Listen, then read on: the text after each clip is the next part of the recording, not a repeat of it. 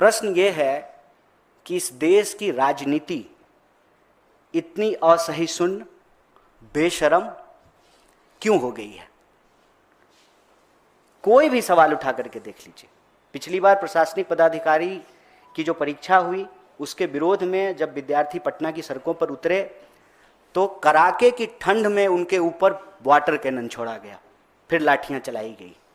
हमारा तो ये मानना है कि बिहार में अब की बार पलटी मार की सरकार नहीं है, लाठी मार सरकार बन गई है।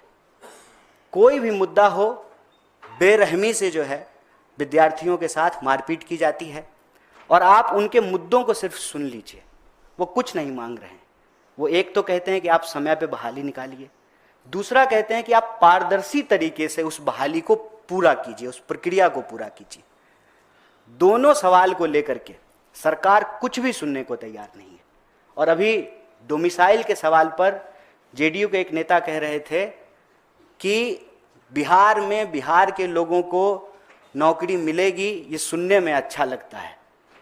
नहीं, ये सुनने में नहीं अच्छा लगता है, ये सुनने में बहुत बुरा लगता है कि बिहार के लोगों को बिहार में नौकरी नहीं मिलती है, बिहार के लोगों को बिहार में शिक्षा नहीं मिलती है, बिहार के लोगों को बिहार में स्वास्थ्य की व्यवस्थाएं मुहैया नहीं होती है। ये सुनने में बहुत बुरा लगता है।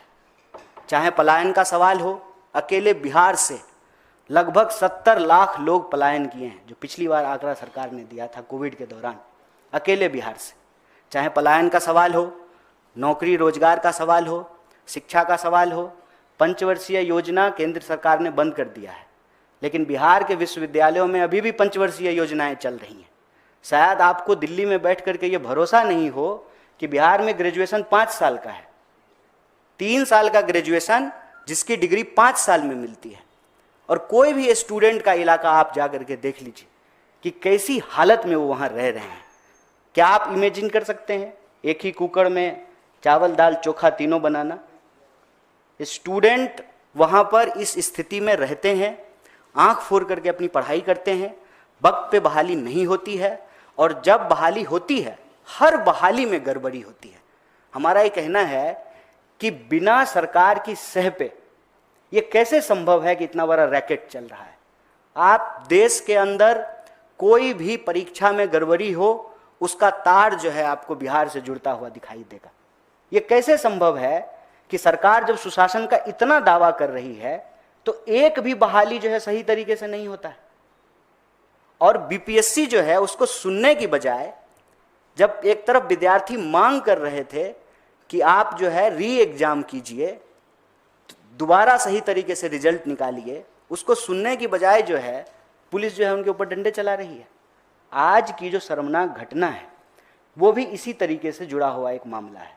मामला ये है कि सरकार ने एक एग्जाम लिया, TRE, टीचर्स रिक्रूटमेंट एग्जाम 3 उसको कहते हैं, TRE 3। उसका एग्जाम हुआ, उसका रिजल्ट आया, विद्यार्थियों ने उस रिजल्ट की गड़बड़ी के ऊपर प्रश्न उठाया। जिस दिन रिजल्ट आया उसी दिन से हुआ ये कि वह जो परिणाम आया है, एक ही इंसान का सिलेक्शन कई जगह पे हुआ है। तो विद्यार्थियों ने कहा कि आप एक इंसान का सिलेक्शन कई जगह पे क्यों कर रहे हैं?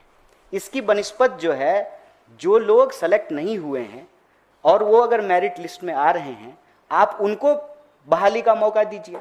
लगातार वो ये मांग कर रहे थे, सरकार इस पर जो है कोई जिम्मेवारी लेने को तैयार नहीं है।